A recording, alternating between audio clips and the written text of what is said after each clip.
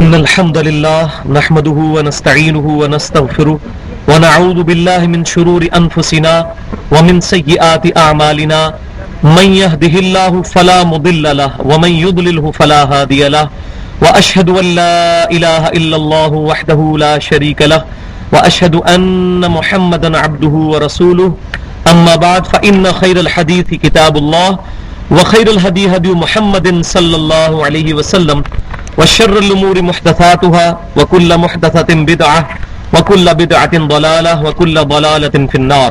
أعوذ بالله السميع العليم من الشيطان الرجيم من همزه ونفخه ونفثه. بسم الله الرحمن الرحيم. رب اشرح لي صدري ويسر لي أمري واحلل عقدة من لساني يفقهوا قولي. بسم الله الرحمن الرحيم. إن الله وملائكته يصلون على النبي يا أيها الذين آمنوا صلوا عليه وسلموا تسليما. اللهم صل على محمد وعلى آل محمد كما صليت على إبراهيم وعلى آل إبراهيم إنك حميد مجيد. اللهم بارك على محمد وعلى آل محمد كما باركت على إبراهيم وعلى آل إبراهيم إنك حميد مجيد. پچھلی دفعہ سورہ آل عمران کی آیت مبارکہ 31 قل ان کنتم تحبون اللہ فاتبعونی یحببکم اللہ ویغفر لکم ذنوبکم واللہ غفور الرحیم. اس پر میں نے تقریباً آدھا گھنٹہ گفتگو کی تھی کہ اتباع رسول صلی اللہ علیہ وسلم کے تقاضے کیا ہیں، اور آج کے دور میں جو اختلافات کی بنیادی وجہ ہے وہ یہی ہے کہ نبی صلی اللہ علیہ وسلم کی مبارک ذات کو امت کے درمیان کنٹروورشل بنا دیا گیا ہے کہ لوگ امام کائنات سید الاولین والآخرین شفیع المذنبین رحمت للعالمین سیدنا و مولانا امام اعظم محمد رسول اللہ صلی اللہ علیہ وسلم کی مبارک ذات کو چھوڑ کر اپنے اپنے فرقے اور اپنے اپنے مکاتب فکر کے بزرگوں کے پیچھے لگے ہوئے ہیں. اور یہ امت اگر جڑ سکتی ہے تو امام کائنات صلی اللہ علیہ وسلم کی مبارک ذات پہ جڑ سکتی ہے. اور اسی چیز پہ یہاں پر غور کر طلب بات ہے کہ اللہ تعالیٰ نے اسی چیز پر ایمفسائز کیا ہے قل ان کنتم تحبون اللہ. اے محبوب صلی اللہ علیہ وسلم آپ اعلان فرما دیجئے کہ اے لوگو اگر تم اللہ سے محبت کرتے ہو فاتبعونی تو پس پھر میری اتباع کرو. یعنی پروفٹ صلی اللہ علیہ وسلم کی اتباع، آپ صلی اللہ علیہ وسلم کی محبت کے ساتھ اطاعت کرنا، یہ ٹچ سٹون ہے، کسوٹی ہے اس چیز کو پرکھنے کی کہ کس کو اللہ کے ساتھ محبت ہے. فاتبعونی پس مجھ سے محبت کرو، یحببکم اللہ تو پھر اللہ بھی تم سے محبت کرے گا. اور یہ کمال کی بات ہے. کمال کی بات یہ نہیں کہ ہم اللہ سے محبت کریں، ہر شخص یہ دعویٰ کر سکتا ہے، لیکن کمال کی بات اصل میں یہ ہے کہ اللہ تعالیٰ یہ کہے کہ مجھے اپنے بندے سے محبت ہے. اور وہ کس سے محبت ہوگی؟ جو امام کائنات صلی اللہ علیہ وسلم کی سچی اتباع کرنے والا ہوگا. وَيَغْفِرْ لَكُمْ ذُنُوبَكُمْ نہ صرف محبت کرے گا بلکہ معاف فرما دے گا تمہارے گناہوں کو. واللہ غفور الرحیم اور اللہ تعالی بخشنے والا مہربان ہے، رحم فرمانے والا ہے. یہاں تک میں نے پچھلی دفعہ اسی آیت کے اوپر تقریباً آدھا گھنٹہ گفتگو کی تھی، اور یہ کوئی آیت آتی ہے جس پہ میں تفصیلی گفتگو کرتا ہوں، اور اس میں سے بھی کچھ چیزیں آج میں ایڈریس کروں گا اس سے آگے کی. کہ امام کائنات سید الاولین والآخرین شفیع المذنبین رحمت للعالمین سیدنا و مولانا امام اعظم محمد رسول اللہ صلی اللہ علیہ وآلہ وسلم نے ایک دفعہ زمین پر ایک لائن کھینچی، سیدھی لائن، اور پھر اس لائن کے دائیں اور بائیں آپ صلی اللہ علیہ وسلم نے کافی ساری لکیریں کھینچی. ایک لائن کھینچی یوں، اس کی دائیں طرف بھی یوں لکیریں کھینچی اور بائیں طرف بھی، جس کو ہم کہتے ہیں فش بون ڈایاگرام. پھر آپ صلی اللہ علیہ وآلہ وسلم نے جو درمیان میں لائن کھینچی تھی اس لائن پر آپ صلی اللہ علیہ وسلم نے انگلی رکھی.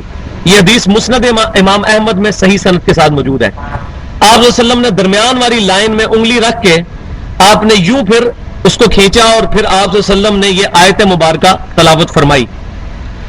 سورہ الانعام کی آیت نمبر 153 وَأَنَّ هَذَا صِرَاطِي مُسْتَقِيمًا اور بے شک یہ ہے میرا راستہ جو کہ بالکل سیدھا ہے. صراط مستقیم ہے. فاتبعوہ، اسی کی اتباع کرو. ولا تتبعوا السبل، اور ادھر ادھر کی جو راستے ہیں، یہ لائنیں ہیں، ان کی اتباع مت کرنا. فتفرق بکم عن سبیلہ، یہ راستے تمہیں اس صراط مستقیم سے بہکا دیں گے، فرقے میں ڈال دیں گے، فرق میں ڈال دیں گے. ذالک وصاکم بہ لعلکم تتقون، یہی ہے جس چیز کی وصیت اللہ تمہیں کرتا ہے تاکہ تم پرہیزگار بنو. کس چیز کی وصیت؟ کہ یہ درمیان کا جو صراط مستقیم ہے اس کو پکڑنا ہے. پھر آپ صلی اللہ علیہ وسلم نے یہ بھی بات ارشاد فرمائی کہ یہ دائیں بائیں لکیریں ہیں، یہ جو راستے ہیں، ہر راستے پہ شیطان بیٹھا ہوا اپنی طرف تمہیں بلا رہا ہے، لیکن تم نے درمیان کا راستہ اختیار کرنا ہے. اس آیت سے کئی ایک باتیں کلیئر ہوتی ہیں. ایک تو یہ بات کیٹاگوریکل مینشن ہوتی ہے کہ صراط مستقیم صرف ایک راستے کا نام ہے. لہذا یہ جو پبلک میں بات مشہور ہے کہ چاروں حق پہ ہیں، چاروں راستے ہی اللہ تک جاتے ہیں، چاروں ہی باتیں ٹھیک ہیں، جس کے پیچھے لگ جائیں وہ ٹھیک ہے، یہ بات بالکل سفید جھوٹ ہے. اسلام کا راستہ ایک ہے. اہدنا الصراط المستقیم، اے اللہ ہمیں سیدھے راستے پر چلا، سیدھا راستہ دکھا. راستے نہیں، راستہ سنگولر. صراط الذین انعمت علیہم، وہ ایک ہی راستہ جس پر چل کے لوگ انعام یافتہ قرار پائے. انعام یافتہ لوگوں کا راستہ نہیں، جس راستے پر انعام یافتہ لوگ چلے، کیونکہ اس طرح تو جتنے لوگ ہوں گے اتنے ہی راستے ہوں گے. صراط الذین انعمت علیہم، ایک راستہ جس پہ انعمت علیہم، جن پر تیرا انعام ہوا وہ چلے. اور بھائیوں، وہ ایک راستہ امام کائنات سید الاولین والآخرین شفیع المذنبین رحمت للعالمین سیدنا و مولانا امام اعظم محمد رسول اللہ صلی اللہ علیہ وسلم کا مبارک راستہ ہے. آپ کے مقابلے پر اگر کوئی شخص پہلی صدی میں، دوسری صدی میں، تیسری صدی سے لے کے 14ویں صدی تک کسی بھی پرسنالٹی کو کھڑا کرتا ہے اور اس کی بنیاد پر یہ دعویٰ کرتا ہے کہ ہم اس کے فالوور ہیں، اور آپ صلی اللہ علیہ وسلم کو پس پش ڈال دیتا ہے، اس شخص کا نبی صلی اللہ علیہ وسلم کے ساتھ کوئی تعلق نہیں ہے. اور یہ بات پھر اگلی آیات میں سورۃ الانعام کی 159 نمبر آیت میں آئی ہے. ان الذین فرقوا دینہم، بے شک وہ لوگ جنہوں نے اپنے دین میں فرقے بنائے، وکانوا شیعا، اور اپنے آپ کو گروہوں میں بانٹ لیا. لست منہم فی شیء، اے محبوب صلی اللہ علیہ وسلم آپ کا ان سے کوئی تعلق ہی نہیں ہے. انما امرهم الی اللہ، ان کا معاملہ اللہ کے سپرد. ثم ینبئہم بما کانوا یفعلون، پھر اللہ تعالیٰ ان کو بتائے گا جو دنیا میں وہ کرتوت کیا کرتے تھے. یعنی اس آیت میں کیٹاگوریکل یہ چیز مینشن ہے کہ اسلام میں فرقے بنانے کی قطعاً اجازت نہیں ہے. اور جو شخص بھی نبی صلی اللہ علیہ وسلم کے مقابلے پر کسی اور شخصیت کے نام کے اوپر فرقہ جاری کرتا ہے وہ آپ صلی اللہ علیہ وسلم کا امتی نہیں ہے. آج اگر کرسچنز نے عیسیٰ بن مریم علیہ السلام کے ساتھ چیزیں غلط وابستہ کر دی ہیں تو عیسیٰ بن مریم کا کوئی قصور نہیں ہے، لیکن عیسیٰ بن مریم علیہ السلام کی بنیاد پر ہم کرسچنز کی غلطیوں کو اگنور نہیں کر سکتے، وہ پوائنٹ آؤٹ کریں گے. اسی طریقے سے اگر کوئی شخص امام حنیفہ رحمۃ اللہ علیہ، امام شافعی رحمۃ اللہ علیہ، امام مالک رحمۃ اللہ علیہ، یا امام احمد بن حنبل رحمۃ اللہ علیہ، یا امام جعفر رحمۃ اللہ علیہ، یا کسی بھی اور بزرگ کے نام پر فرقہ بنا کر اپنی مسجدوں کے باہر ان کے نام لکھتا ہے اور یہ کہتا ہے کہ یہ مسجد فلاں فرقے کی ہے، اس کا نبی صلی اللہ علیہ وسلم سے تو کوئی تعلق نہیں، اب وہ جس سے مرضی اپنا تعلق بناتا پھرے. اور ہمیں جس تعلق کی پاسداری کرنی ہے وہ امام کائنات صلی اللہ علیہ وسلم کا مبارک تعلق ہے، جس نے قیامت والے دن ہمارے کام آنا ہے. یہی وہ تعلق ہے جس نے کام آنا ہے. اسلام میں فرقے بنانے کی قطعاً کوئی اجازت نہیں. صراط مستقیم ایک ہے اور وہ نبی صلی اللہ علیہ وسلم کا مبارک راستہ ہے.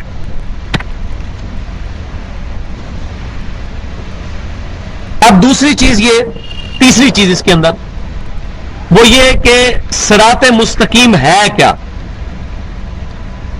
کوئی کہتا ہے جی دیوبندی ہو جاؤ یہ صراط مستقیم ہے، کوئی کہتا ہے بریلوی ہو جاؤ یہ صراط مستقیم ہے، کوئی کہتا ہے اہل حدیث ہو جاؤ یہ صراط مستقیم ہے، کوئی کہتا ہے قادیانی ہو جاؤ یہ صراط مستقیم ہے، کوئی کہتا ہے شیعہ ہو جاؤ یہ صراط مستقیم ہے. ہر شخص صراط مستقیم کا حوالہ دے کر، اور ہر فرقے میں بزرگ بھی موجود ہیں، دیوبندیوں کے اپنے بزرگ ہیں، بریلویوں کے اپنے ہیں، اہل حدیث کے اپنے ہیں، اور ہر فرقہ اپنے بزرگوں کے نام لیتا ہے. صراط الذین انعمت علیہم، یہ دیکھو ان پہ اللہ نے نام کیا، ان کے ساتھ لگ جاؤ. حالانکہ اس آیت کا ترجمہ ہی لفظی پڑھ لیں، اے اللہ ان لوگوں کے راستے پر جن پر تیرا انعام ہوا، اور قرآن کے نزول سے پہلے پہلے وہ لوگ تھے، ورنہ تو قرآن کہتا ہے جن پر تیرا انعام ہوگا، یہ پاسٹ ٹینس کا سیکھ ہے، وہ اس لیے کہ ڈیفینیٹلی جو لوگ انعام یافتہ ہیں وہ یا تو انبیاء کرام ہیں علیہم السلام یا صحابہ کرام علیہم رضوان ہیں۔ اس کا یہ مطلب نہیں کہ ان کے بعد کوئی انعام یافتہ نہیں ہوگا، ضرور ہوگا، لیکن کسی کے ماتھے پہ نہیں لکھا ہوا۔ ہاں پروفٹس کے ماتھے پہ یہ بات لکھی ہے، اور صحابہ کرام علیہم رضوان کو گارنٹی اللہ تعالیٰ نے قرآن میں دی ہے، رضی اللہ عنہم ورضوا عنہ، اللہ ان سے راضی اور وہ اللہ سے راضی۔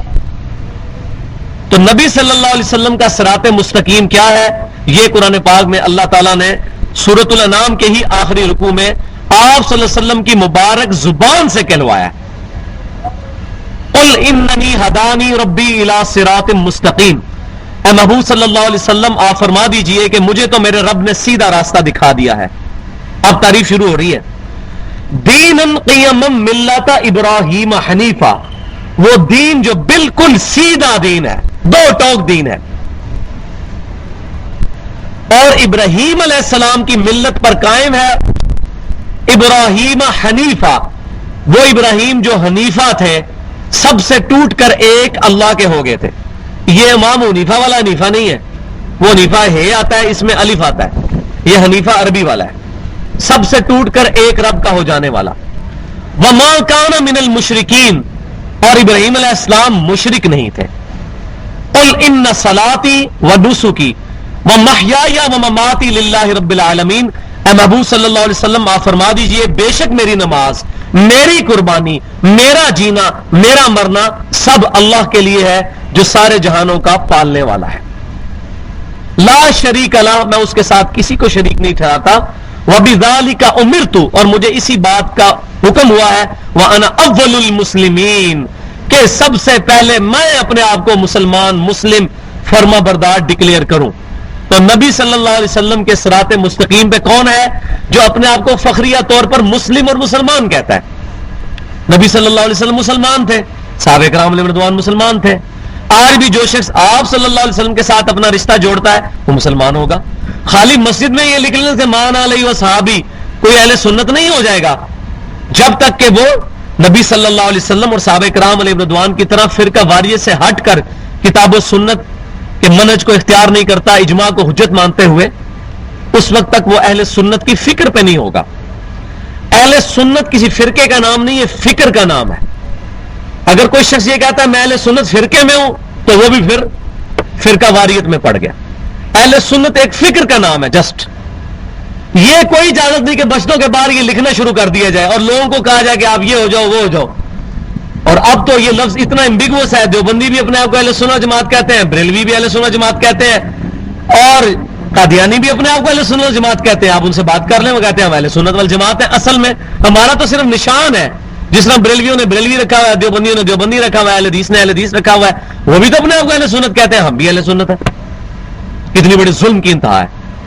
تو اس کو میں مثال سے سمجھاتا ہوں کہ اگر کوئی شخص شراب کی بوتل کے بعد روح افزا لکھ لے تو وہ روح افزا نہیں بن جائے گی۔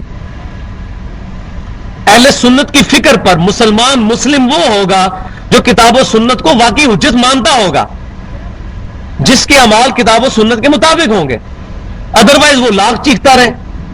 آج 2.25 ارب عیسائی اپنے آپ کو کہتے ہیں انا نصارا، ہم جیسس کرائسٹ کے ماننے والے ہیں، ہم کہتے ہیں نہیں ہم کرائسٹ کے ماننے والے ہیں۔ آپ تو ان کی تعلیمات سے ہی ڈیویٹ کر چکے ہوئے ہو، وہ تعداد میں بھی ہم سے زیادہ ہیں، لیکن ہم ان کو یہ بات بالکل کلیئر کٹ مینشن کرتے ہیں کہ آپ گمراہی کے راستے پر ہیں، دلائل کے ساتھ، ورنہ تعداد پہ جائیں تو عیسائی حق پہ، تو دلیل کے اوپر بات ہوگی۔ آج بھی یہ نہیں دیکھا جائے گا اب پاکستان میں بریلوی زیادہ ہے تو بریلوی یہ کہنا شروع کر دیں کہ ہم حق پہ ہیں، ایران میں شیعہ زیادہ ہے تو وہ کہنا شروع کر دیں ہم حق پہ ہیں، بنگلہ دیش میں دیوبندی زیادہ ہے وہ کہنا شروع کر دیں ہم حق پہ ہیں، سعودی عرب میں اہل حدیث زیادہ ہے وہ کہنا شروع کر دیں ہم حق پہ ہیں۔ یہ کوئی بنیاد نہیں ہے، بنیاد ہوگی دلائل کے ساتھ کتاب و سنت کے منہج کے اوپر۔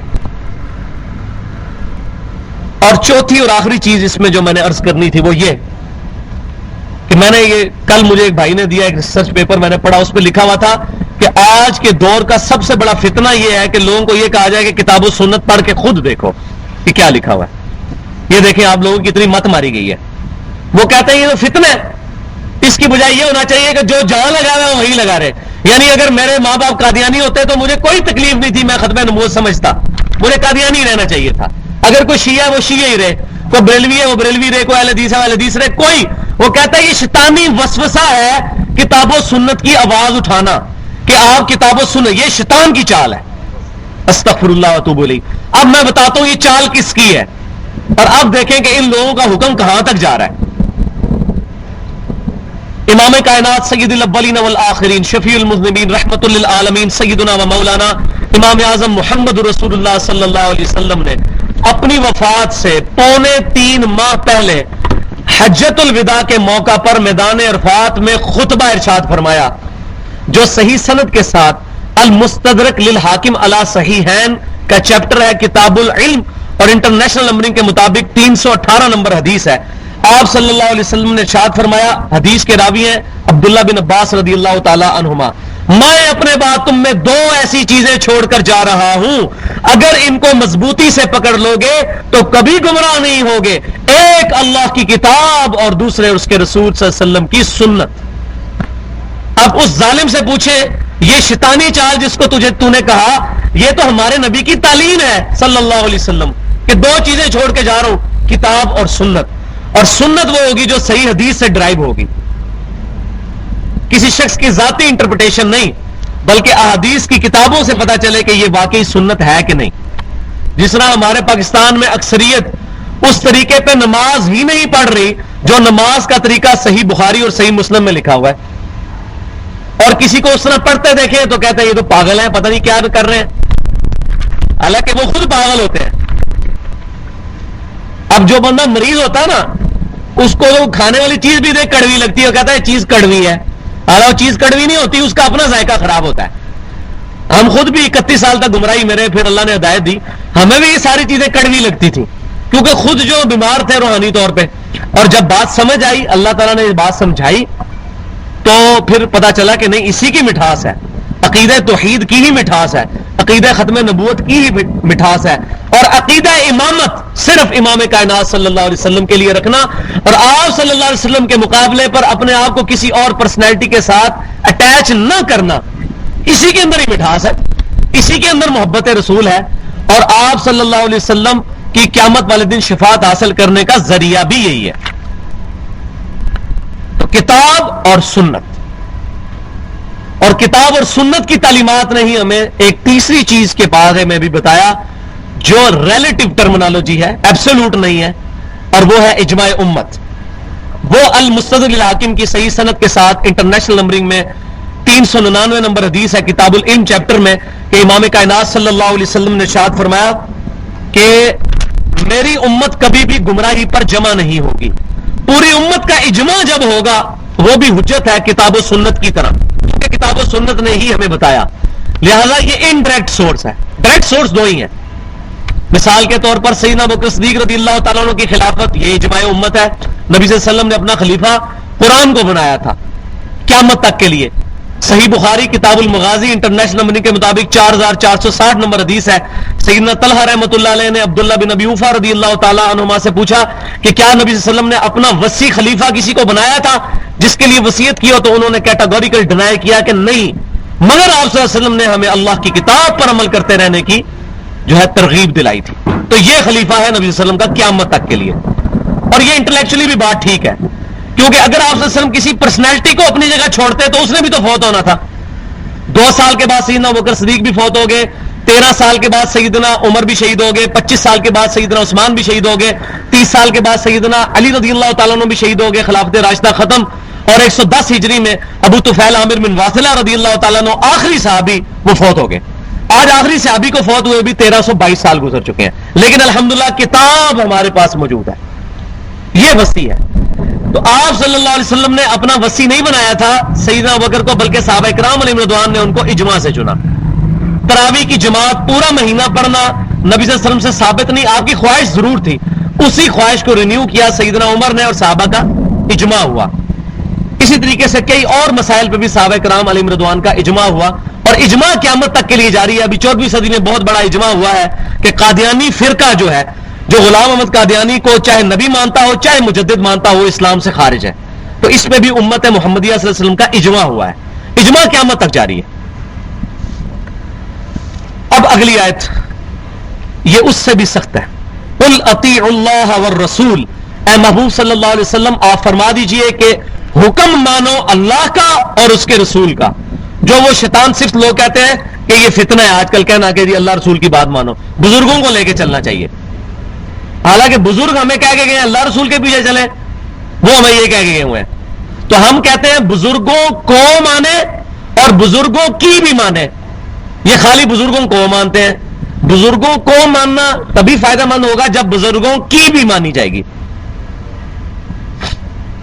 اے محبوب صلی اللہ علیہ وسلم آپ فرماؤ اطاعت کرو اللہ کی اور اس کے رسول کی. فَإِن تَوَلَّوْا، اور پس اگر یہ منہ پھیر دے. آگے آ جائے بھائی، ادھر آ جائے یار، آگے ہو کے بیٹھے عابد بھائی، آگے آگے.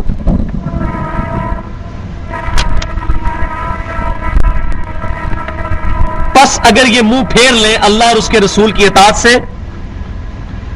اب یہ ذرا الفاظ سن لیں. فَإِنَّ اللَّهَ لَا يُحِبُّ الْكَافِرِينَ، تو بے شک اللہ تعالیٰ ایسے کافروں سے محبت نہیں کرتا.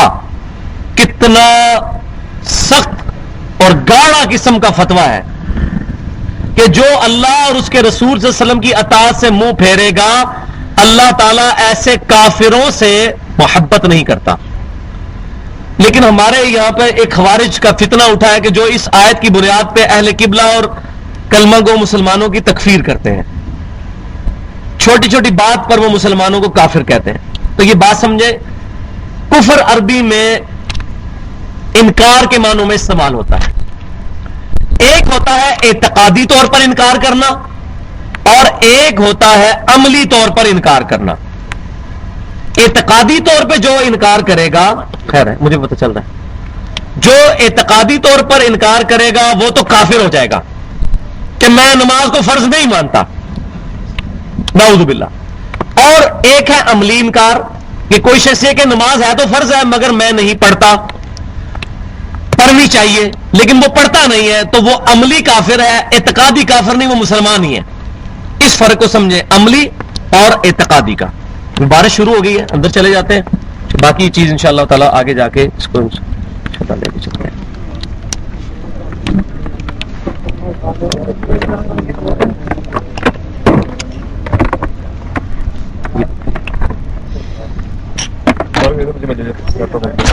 نہیں چھوڑ آپ لوگ یہ ٹیبل جلدی جلدی اسپیکر اٹھا کے لائیے گا، پیچھے ساری وہ لائٹ وہ اتار لیجیے گا. ماشاء اللہ السلام علیکم. آ جاؤ ٹیبل.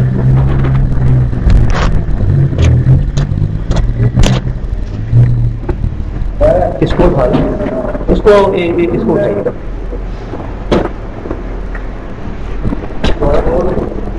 سب سے پہلے ٹیبل لے کے آئے آپ.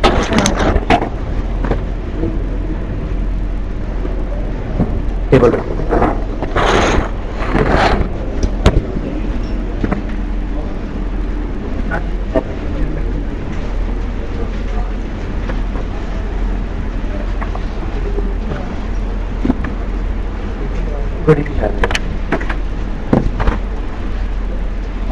اسپیکر لگائیے تاکہ درس جلدی سے شروع ہو. ٹائم پھر ہمارا تھوڑا ہوتا ہے.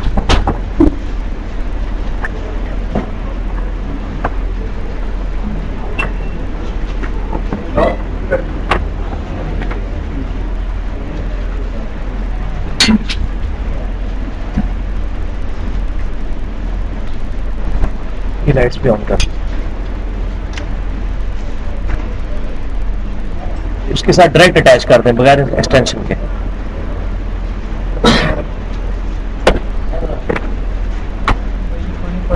خیر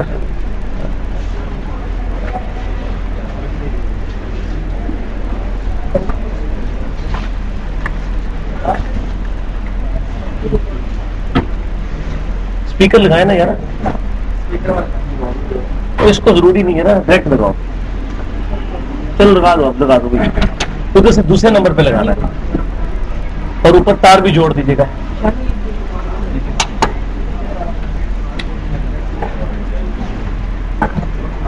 ہاں اس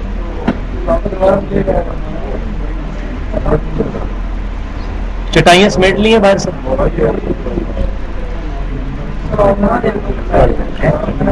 دوسرے نمبر پہ ٹھیک ہے اس میں لگا نہیں چھوڑ. ہاں جی آواز آ رہی ہے؟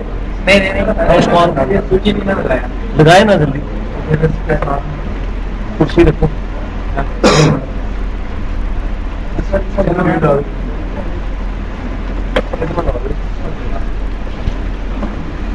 بس ہاں لیڈ کے ساتھ لگا دیجیے. نہیں اس کو لیپ ٹاپ کو رہنے دیں اور ریکارڈنگ کافی ہے. چلو لگا دیں. اس کو کرسی پہ رکھ دیجیے تاکہ ہلے نا. اس کی تار پیچھے لگائیے.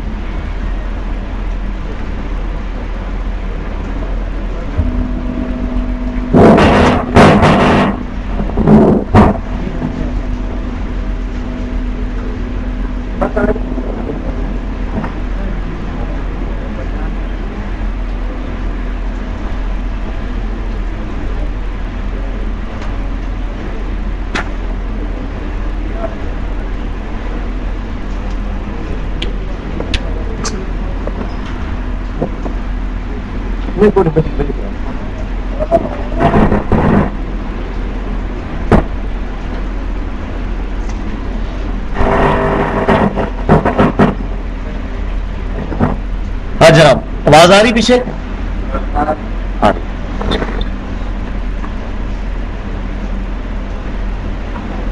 تو میں بتا رہا تھا کہ ایک عملی طور پر کافر ہے جو اپنے اعمال کے اعتبار سے کفر کرتا ہے. اس پر کفر کا فتویٰ نہیں لے سکتا کہ یہ کافر ہے. وہ اگر اہل قبلہ اہل کلمہ ہے ذریات دین کا انکار نہیں کرتا تو اس شخص کو کافر نہیں کہا جا سکتا. البتہ اگر کوئی ایسا شخص ہے جو واضح طور پر ذریات دین کو نہ مانے پھر اس کا معاملہ ڈفرینٹ ہے. تو الحمدللہ مسلمانوں میں کوئی ایسا واضح فرقہ نہیں ہے سوائے قادیانیوں کے کہ جو ایسی بات کرتا ہو. البتہ جن کے اندر اس طرح کی خرابیاں موجود ہیں ان خرابیوں کو ہم ضرور غلط کہیں گے. ایسا نہیں کہ ان کو غلط کہنا چھوڑ دیں گے. پیار کے ساتھ محبت کے ساتھ ان کی غلطیاں پوائنٹ آؤٹ کریں گے تاکہ اس بنیاد پہ ان کو بات سمجھ آنا شروع ہو جائے. تو میں بتا رہا تھا کہ ہمارے مسلمانوں میں بھی ایسا گروہ موجود ہے جو اس بنیاد پر لوگوں کی تکفیر کرتا ہے. اور یہ گروہ صحابہ کرام علیہ رضوان کے زمانے سے چل رہا ہے. ان خوارج نے نبی صلی اللہ علیہ وسلم کے مبارک زمانے میں صحابہ کرام علیہ رضوان کو نعوذ باللہ من ذالک کافر کہا اور کہا کہ ایکسز آف ایول یہ تین بندے ہیں سیدنا علی, سیدنا عمر بن عاص اور سیدنا معاویہ رضی اللہ عنہم اجمعین. اور اس بنیاد پر انہوں نے سیدنا علی کے ساتھ قتال بھی کیا. بخاری اور مسلم میں پورا چیپٹر موجود ہے. سیدنا علی رضی اللہ تعالیٰ نے ان کو پھر قتل کروایا. اور نبی صلی اللہ علیہ وسلم نے پہلے ہی ارشاد فرمایا تھا کہ میری امت میں ایسے گروہ نکلیں گے اور قیامت تک نکلتے رہیں گے کہ اے علی رضی اللہ تعالیٰ عنہ تم اپنی نمازوں کو ان کے سامنے جو ہے وہ بڑا حقیر پاؤ گے لیکن وہ دین سے ایسے نکل جائیں گے جیسے تیر اپنے شکار سے نکل جاتا ہے. تو آپ صلی اللہ علیہ وسلم نے ان خوارج کی پیشن گوئی فرمائی. اور بخاری اور مسلم کی متفق علیہ حدیث ہے کہ ابو سعید خدری رضی اللہ تعالیٰ عنہ کہتے ہیں کہ اللہ کی قسم سیدنا علی رضی اللہ تعالیٰ عنہ نے ہی انہی خوارج کو قتل کروایا تھا. لیکن وہ اس وقت تو قتل ہوئے لیکن قیامت تک ان کا سلسلہ جاری ہے کہ وہ اہل قبلہ اور مسلمانوں کی تکفیر کرتے ہیں. تو فَإِن تَوَلَّوْا فَإِنَّ اللَّهَ لَا يُحِبُّ الْكَافِرِينَ اگر یہ منہ پھیر لیں تو بے شک اللہ تعالیٰ محبت نہیں کرتا کافروں سے. ان اللہ اصطفى آدم ونوحا وآل ابراہیم وآل عمران علی العالمین. اب اس سورت کا جو مرکزی مضمون تھا وہ شروع ہونے لگا ہے. مسلسل 31 آیات کے اندر سیدنا عیسیٰ بن مریم علیہ السلام اور ان کا جو سارا معاملہ تھا وہ کیسے پیدا ہوئے, ان کو اللہ تعالیٰ نے معجزات دیے, انہوں نے کیسے دعوت توحید سامنے رکھی اور پھر یہودیوں نے ان کا انکار کیا, ان کے قتل کا منصوبہ بنایا, اللہ تعالیٰ نے ان کو زندہ اٹھا لیا. اور یہ ساری کی ساری گفتگو سن 9 ہجری میں آپ صلی اللہ علیہ وسلم کی وفات سے 1.5 سال پہلے یہ آیات نازل ہوئی ہیں. سن 9 ہجری میں سلطنت روما سے نجران کے عیسائیوں کا وفد جو ہے وہ نبی صلی اللہ علیہ وسلم سے ملاقات کے لیے آیا. کیونکہ وہاں خبریں تو پہنچ چکی تھیں کہ آپ صلی اللہ علیہ وسلم نے دعوی نبوت کیا ہے، اور ان کو اپنی کتابوں سے بھی باتیں تو پتہ تھی کہ پیغمبر آخر الزمان صلی اللہ علیہ وسلم تشریف لائیں گے. تو آپ صلی اللہ علیہ وسلم کے ساتھ وہ ڈسکشن کے لیے، بحث کرنے کے لیے وہاں سے آئے. تو ان کے آنے سے پہلے آپ صلی اللہ علیہ وسلم کو اللہ تعالیٰ نے ذہنی طور پر ایجوکیٹ کیا اور تیار کیا، تاکہ آپ صلی اللہ علیہ وسلم کو وہ تمام باتیں پتہ ہوں کہ جن باتوں کی ڈسکشن انہوں نے آپ صلی اللہ علیہ وسلم کے ساتھ کر دی ہے، تاکہ آپ صلی اللہ علیہ وسلم کو وہ دھوکہ نہ دے سکیں. آپ صلی اللہ علیہ وسلم کی مکمل تربیت فرمائی گئی. ان 31 آیات کے اندر آپ کو وہ سارا معاملہ سکھایا گیا، اور اس کے درمیان میں جا کے یہ بات بھی آ جائے گی کہ اے نبی صلی اللہ علیہ وسلم آپ وہاں پر موجود نہیں تھے جب یہ سارے معاملات ہو رہے تھے، اس کے باوجود آپ یہ ساری خبریں ان کو بتا رہے ہیں. یہ اس چیز کا ثبوت ہے کہ آپ کے پاس اللہ کی طرف سے وحی آتی ہے. تو یہ بہت انٹرسٹنگ ٹاپک ہے. ان اللہ اصطفى آدم ونوحا وآل ابراہیم وآل عمران علی العالمین. بے شک اللہ تعالیٰ نے چن لیا آدم علیہ السلام کو اور نوح علیہ السلام کو اور ابراہیم علیہ السلام کی اولاد کو اور عمران رضی اللہ تعالی عنہ کی اولاد کو علی العالمین، تمام جہان والوں پر ان کو فضیلت دی. اور وہ کیا فضیلت دی؟ کہ انبیاء کرام پیدا فرمائے ان کی اولاد میں. یہ سیدنا عمران رضی اللہ تعالیٰ عنہ پیغمبر نہیں ہے. حضرت عیسیٰ علیہ السلام کے نانا کا نام تھا عمران، وہ آگے آ بھی جائے گا، کیونکہ ان کے گھر بیٹی پیدا ہوئی تھی سیدہ مریم سلام اللہ علیہا. تو عمران جو ہے وہ حضرت عیسیٰ علیہ السلام کے نانا ہے. ان کی اولاد کو، ابراہیم علیہ السلام کی اولاد کو، اسی طریقے سے آدم علیہ السلام اور نوح علیہ السلام کو اللہ تعالیٰ نے چن لیا، تمام جہان والوں پر فضیلت دی. ظاہر ہے کہ پروفٹس کا سلسلہ ان میں شروع فرمایا.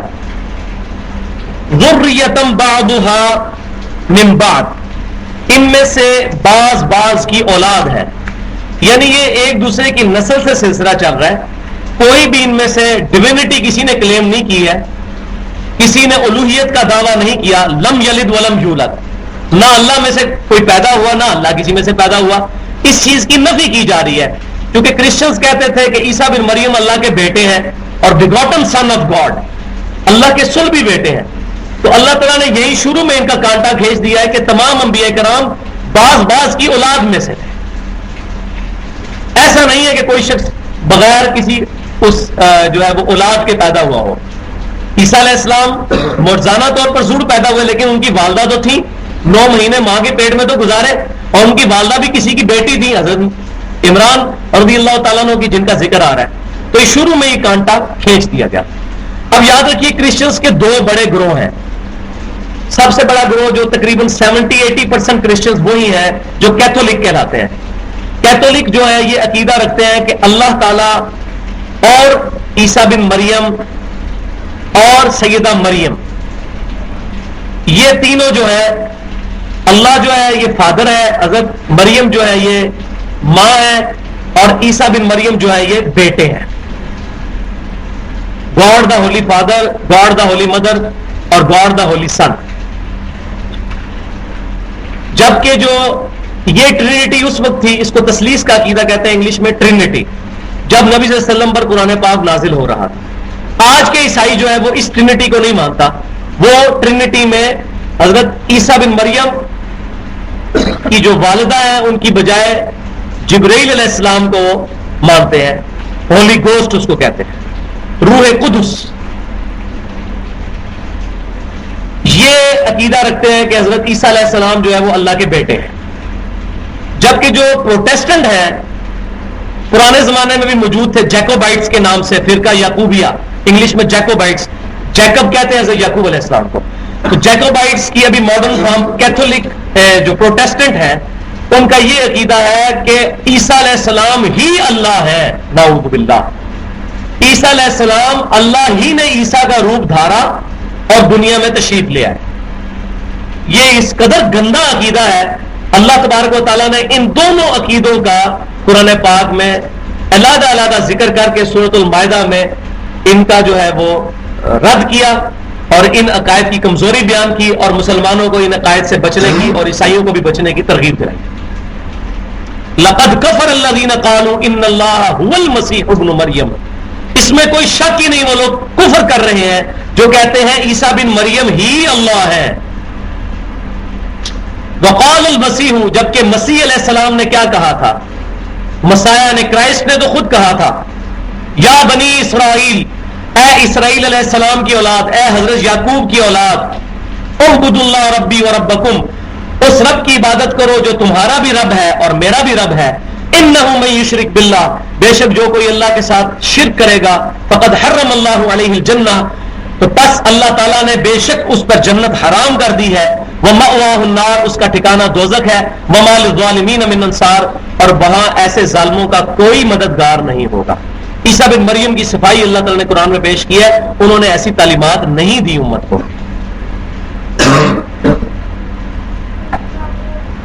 ذریۃ بعضها من بعض، بعض کی اولاد میں سے تھے، واللہ سمیع علیم، اور اللہ تعالیٰ ہی سننے والا اور جاننے والا ہے۔ کامل علم تو اللہ کے پاس ہے، تمہارے اٹکل پچو تم بے شک کہتے رہو عیسیٰ بن مریم اللہ کے بیٹے ہیں، یا عیسیٰ علیہ السلام میں گاڈ انکارنیٹ کا عقیدہ رکھو کہ اللہ تعالیٰ نے عیسیٰ بن مریم کا روپ دھار کے دنیا میں آئی، تم کہتے رہو۔ واللہ سمیع علیم، اللہ تعالیٰ اصل سماعت والا اور علم والا ہے۔ اب وہ سٹوری شروع ہونے لگی ہے، پوری گفتگو۔ اذ قالت امرات عمران، اور یاد کرو وہ وقت جب عمران رضی اللہ تعالیٰ عنہ کی بیوی نے عرض کی، ربی انی نذرت لک ما فی بطنی محررا، اے رب میرے، میں نظر مانتی ہوں اس بات کی کہ جو کچھ میرے پیٹ میں ہے میں اس کو تمام کاموں سے آزاد کر کے خالصتاً تیرے لیے وقف کر دوں گی، فتقبل منی، تو پس میری طرف سے یہ قبول فرما لے۔ تو بنی اسرائیل میں یہ رواج تھا کہ لوگ اپنے بیٹوں کو، جس طرح آج لوگ اپنے بیٹوں کو وہ شاہدولہ کی چوئی بناتے ہیں، ہمارے یہ گجرات میں بچوں کو بچپن میں چھوڑ جاتے ہیں اور وہاں کا مجاور بنا دیتے ہیں، اس وقت یہ رواج تھا کہ اللہ کی درگاہ کے لوگ مجاور بنتے تھے۔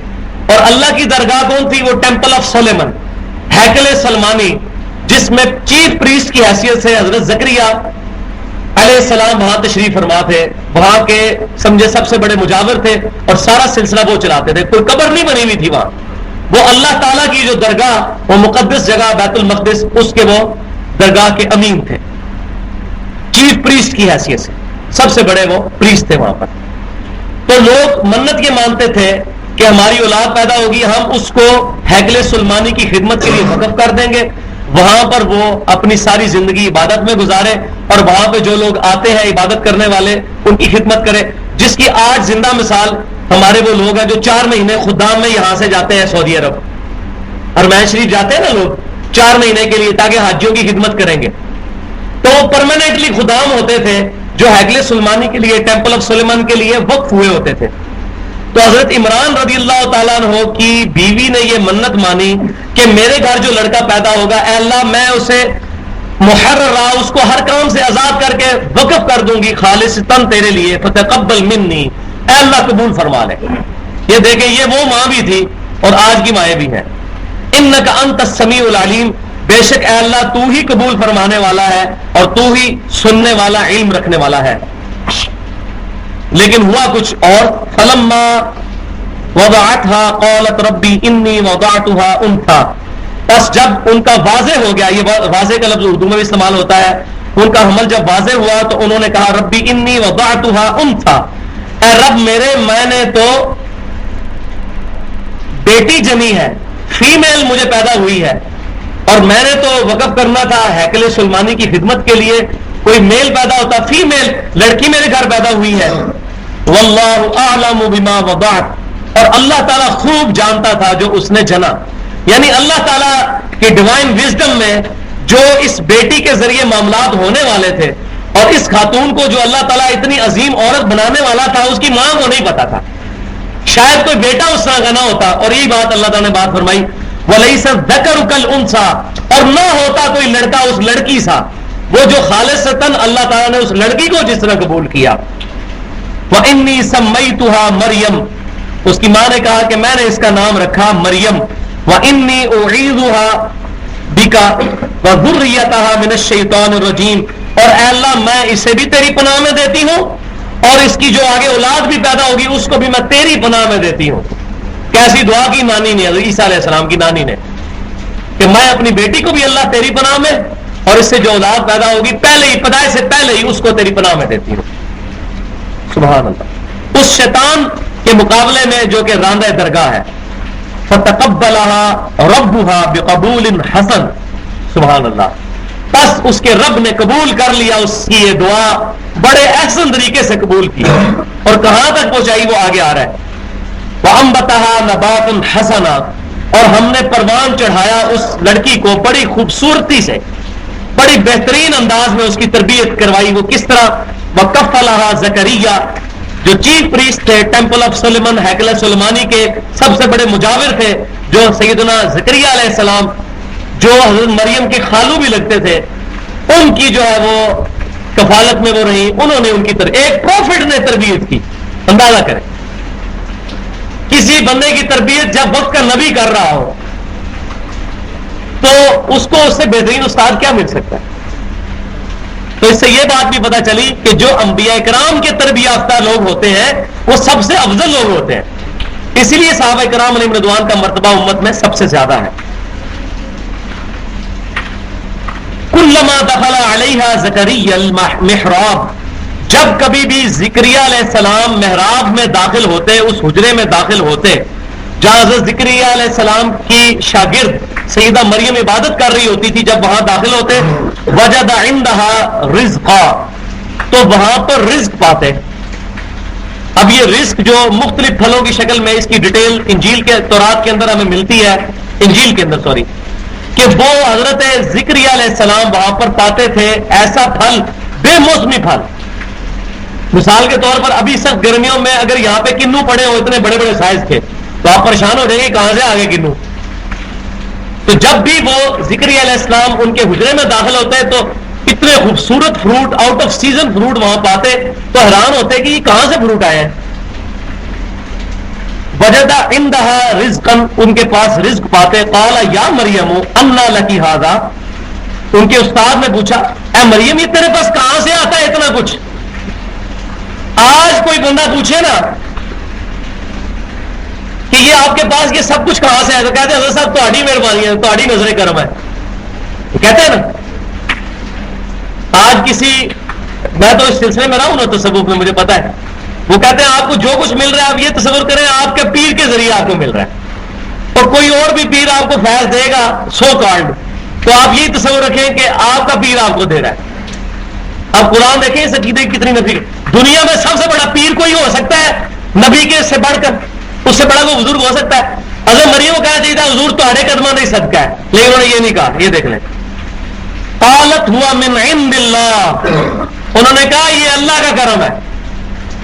یہ بھی نہیں کہا کہ تہاڈے صدقے میرے کرم ہوا ہے. یہ عقیدہ کلیئر ہو رہا ہے, یہ ان کی تربیت تھی, حضرت زکریا علیہ السلام کی تربیت تھی کہ انہوں نے ایسی توحید ان کے اندر راسخ فرمائی تھی. انہوں نے کہا حضور تہاڈے قدموں کا صدقہ, جدوں نے تہاڈے نال لگی ہیں وارے نوارے ہو گئے نا, نہیں کہا اللہ کی طرف سے آتے ہیں.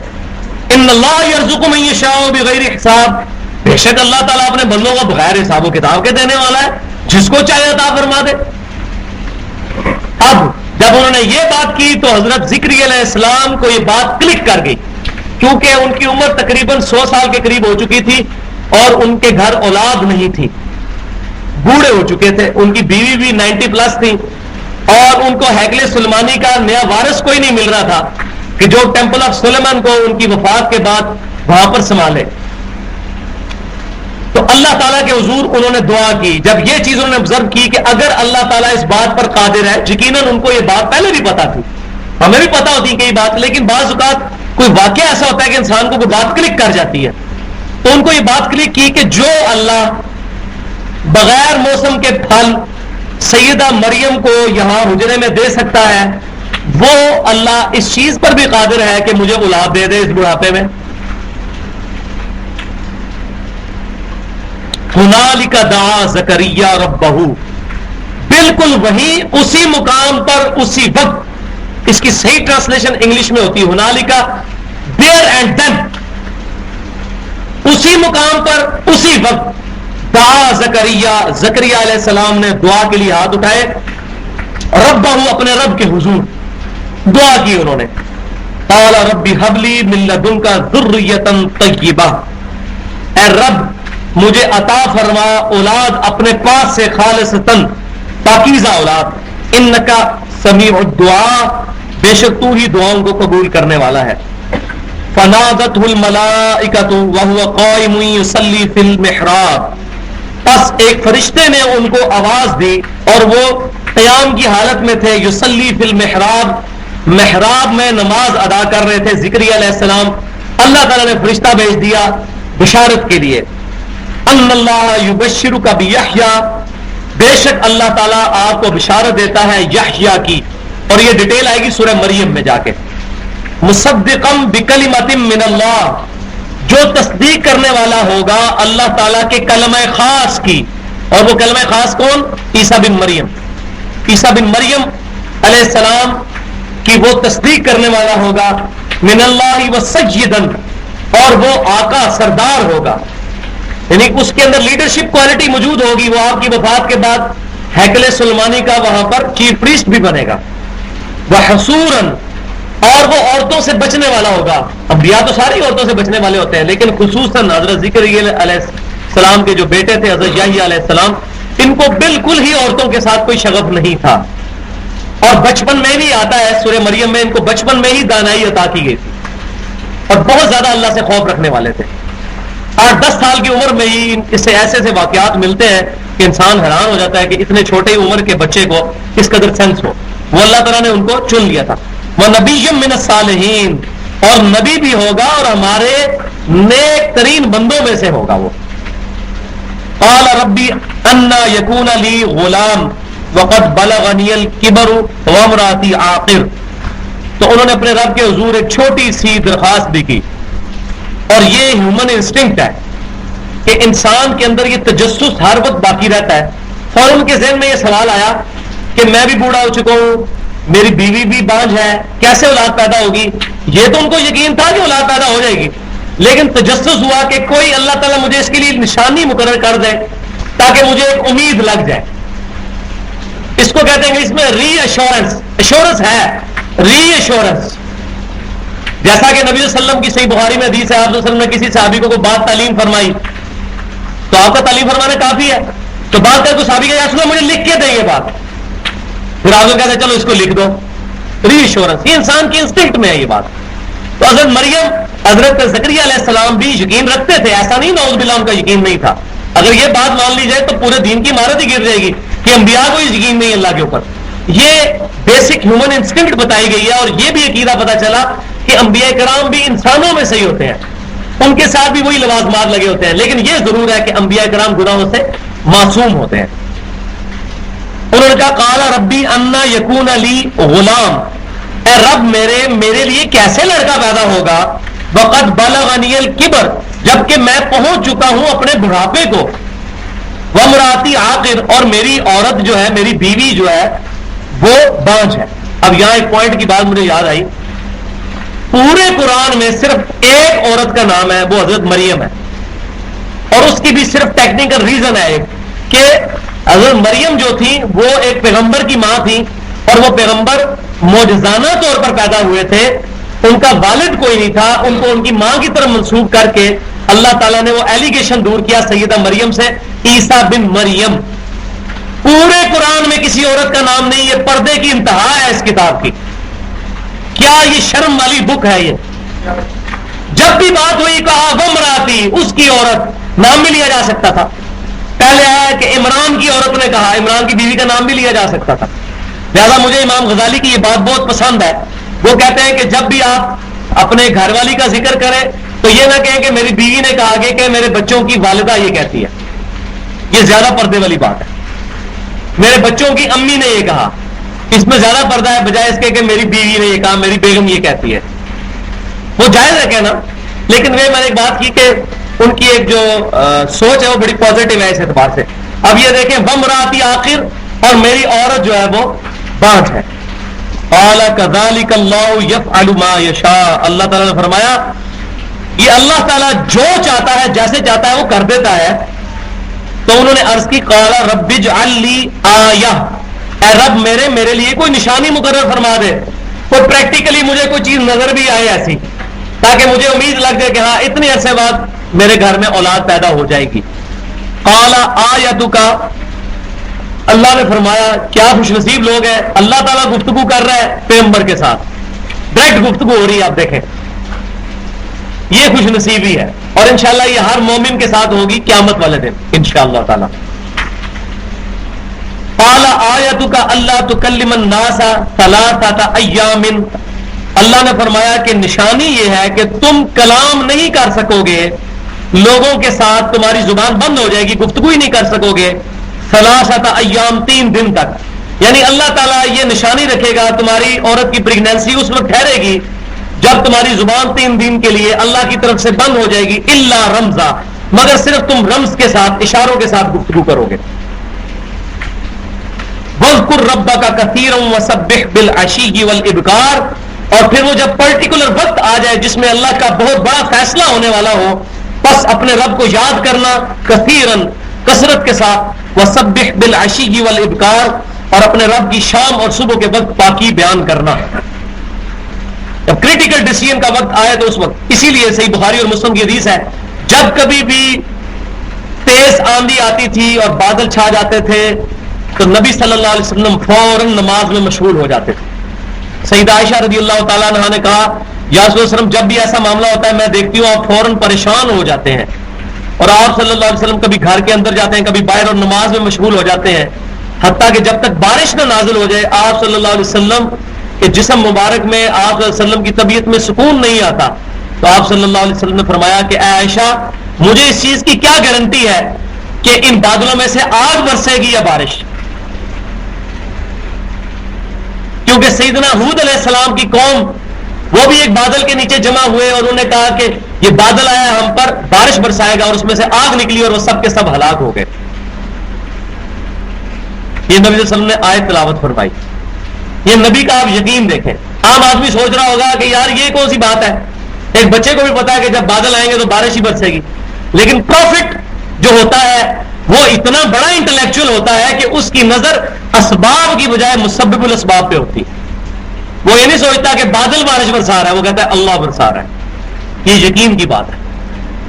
تو نبی فرماتے ہیں مجھے کیا گارنٹی ہے کہ اس بادل میں سے بارش برسے گی یا آگ. اور نبی صلی اللہ علیہ وسلم تو یہ فرما رہے ہیں، اور آج کے بزرگ کہتے ہیں جناب ایک انگلی سے جو ہے شاہ شمس تبریز نے سورج ادھر کر دیا. یہ دیکھ لیں، آپ کو میں کمپیریزن کروا رہا ہوں کتنا بڑا ظلم ہوا ہے. نبی صلی اللہ علیہ وسلم کیا فرما رہے ہیں اور یہ اپنے بزرگوں کے بارے میں کیا عقیدہ رکھتے ہوئے. تو بزرگ دنیا سے چلے گئے، ہم ان کو کچھ نہیں کہتے، واللہ علم انہوں نے یہ بات کی نہیں کی. لیکن پچھلے والے تو مینٹل نہیں ہیں، ان کو تو پتا ہونا چاہیے کہ ملتان میں گرمی شاہ شمس تبریز کی وجہ سے نہیں ہوتی ہے. ملتان میں گرمی اس لیے کہ وہ ایکویٹر کے خط استوا کے زیادہ قریب ہے، اسی لیے شاہ شمس تبریز کبھی اسکردو میں نہیں پیدا ہوں گے، کیونکہ وہاں گرمی ہو ہی نہیں سکتی، کیونکہ وہ ایکویٹر سے دور ہے. قطب شمالی میں نہیں کبھی ہوں گے کیونکہ وہ ایکویٹر سے دور ہے. یہ ساری نان ٹیکنیکل باتیں ہیں. تو آج اللہ تبارک و تعالیٰ نے علم کی برکت سے یہ ساری چیزیں کھول دی ہیں کہ سب کی سب چیزیں فراڈ پہ مبنی ہیں. اور سب سے بڑی بات نبی صلی اللہ علیہ وسلم کیا فرما رہے ہیں، آپ صلی اللہ علیہ وسلم کے اس سے بڑا کوئی بزرگ ہو سکتا ہے؟ بلکہ یہ جملہ بولنا بھی گستاخی ہے، یہ انکوسچنیبل بات ہے. اور یہ ایسے ایسے بزرگوں کے ساتھ عقیدے وابستہ کرتے ہیں جھوٹی باتیں جو نبی صلی اللہ علیہ وسلم کے معجزات بھی نہیں ہوتے، اور وہ ادھر منسوخ کر دیتے. شیخ عبد القادر جیلانی رحمۃ اللہ علیہ نے جناب ایک مردے کو زندہ کیا، لاکھوں عیسائیوں نے اسلام قبول کر لیا، اور نبی صلی اللہ علیہ وسلم پوری زندگی دعوت دیتے رہے ہیں. بخاری مسلم کے الفاظ ہیں، نبی صلی اللہ علیہ وسلم فرماتے ہیں کاش چند اہل کتاب ہی مجھ پہ ایمان لے آتے. اور شیخ عبد القادر جیلانی لاکھوں کلمہ پڑھا رہے ہیں. اور قرآن میں آتا ہے کہ یہ نبی مردہ کیوں نہیں زندہ کرتا. اللہ تعالیٰ نے فرمایا نہیں، ان کا معجزہ قرآن ہے، یہ تمہاری ڈیمانڈ نہیں پوری کی جائے گی مردے کو زندہ کرنے والی. کسی صحیح سند سے ثابت نہیں کہ نے مردہ زندہ کیا. قرآن کے خلاف ہے، قرآن میں ہے کہ یہ مردہ نہیں دیا جائے گا. کرسچن کہتے تھے ہمارے نبی مردہ زندہ کرتے تھے، آپ بھی زندہ کریں. اللہ نے فرمایا کہ تمہارے نبی سے بڑا معجزہ جو ہے اللہ نے ہمیں اس نبی کو دیا ہے جو قیامت تک کے لیے. آج کوئی عیسائی مردہ زندہ کرے نا، لیکن الحمدللہ آج ہر مسلمان کے ہاتھ میں وہ معجزہ ہے جو نبی صلی اللہ علیہ وسلم کے پاس تھا. ہر بندے کے پاس معجزہ ہے. معجزہ تو یہ ہوا ہے جو قیامت تک کے لیے. تو شیخ عبد القادر جیلانی نے کہاں سے جو ہے وہ مردے کو زندہ کری؟ یہ شیخ عبد القادر جیلانی رحمۃ اللہ علیہ کے اوپر جھوٹ باندھا گیا. لاکھوں عیسائیوں نے اسلام قبول کر لیا. اب کدھر ہے؟ افغانستان ختم ہو گیا، عراق ختم ہو گیا، پاکستان کی شامت آئی ہے، اب کدھر ہے یہ بزرگ؟ آئے نا میدان عمل میں، امریکہ کے جہاز پھینکے نا، ڈرون حملے روکے نا. یہ سب جھوٹ ہے بھائی باتیں. دنیا بقدر ایفرٹ ہے. نبی صلی اللہ علیہ وسلم کے بھی داد مبارک شہید ہوئے ہیں 4 غزوہ احد میں، بخاری مسلم میں ہے. صحابہ کرام شہید ہوئے ہیں. ایک نگاہ ہماری پورے شہر نو سار دیتا. وہ جھوٹے ہو، اللہ دے بندے ہو. نبی صلی اللہ علیہ وسلم کا بھی کریکٹر ویکھو، تساں کی چیزاں منسوخ کیتی ہوئی ہیں. ہم بھی مانتے ہیں اس وقت ضرورت ہے امریکہ کو ساڑے نہ سارے نکل کے باہر. ہمارے مسلمانوں کو آئی جائے کر کے ہماری مشکلوں پہ خودکشی حملے کروائے جا رہے ہیں. 3 ملک ہڑپ کر لیے ہیں ہمارے. کدھر ہے؟ اب اگر کوئی یہ سوچ رہا ہے نا کہ اللہ کدھر ہے تو اس کا جواب بھی میں دے دیتا ہوں. اللہ کی طرف سے یہ عذاب مسلط ہے ہم پہ. سورہ بنی اسرائیل کا پہلا رکوع پڑھیں. جب امتیں اپنے پروفٹس کے ٹریکس کو چھوڑتی ہیں، اللہ تعالیٰ نے فرمایا ہم نے بنی اسرائیل پر اپنے سخت لڑائی لڑنے والے بندے مسلط کر دیے جنہوں نے بیت المقدس کی اینٹ سے اینٹ بجا دی اور تمہارے چہرے بگاڑ دیے. اللہ مسلمانوں کو کہہ رہا ہے تمہارے چہرے بگاڑ دیے. اس وقت کی امت مسلمان. اور بیت المقدس کو اللہ نے کہا ہم نے توڑوایا، ایسی کی تیسی تمہاری. ہم نے کافر اپنے بندے تم پر، کافروں کو اللہ نے کہا ہم نے یہ بندے تم پہ مسلط کیے. یہ امریکہ ہم پر مسلط ہے. آج ہمیں فلسطین میں ظلم نظر آتے ہیں. فلسطین کی عورتوں کا بھی ڈریس دیکھے ہم نے، اسکرٹس پہنتی ہے بالکل امریکن کی طرح. ہمارے کریکٹر ہی وہ نہیں ہے صحابہ کرام علیہ رضوان والے. ہم کیسے ایکسپیکٹ کریں؟ اس لیے ہم یہ کہہ رہے ہیں کہ سب سے بنیادی چیز ہے دعوت الی القرآن. لوگوں کو قرآن کی طرف لگایا جائے، سنت کی طرف، نبی صلی اللہ علیہ وسلم کے ساتھ امت کا رشتہ جوڑا جائے.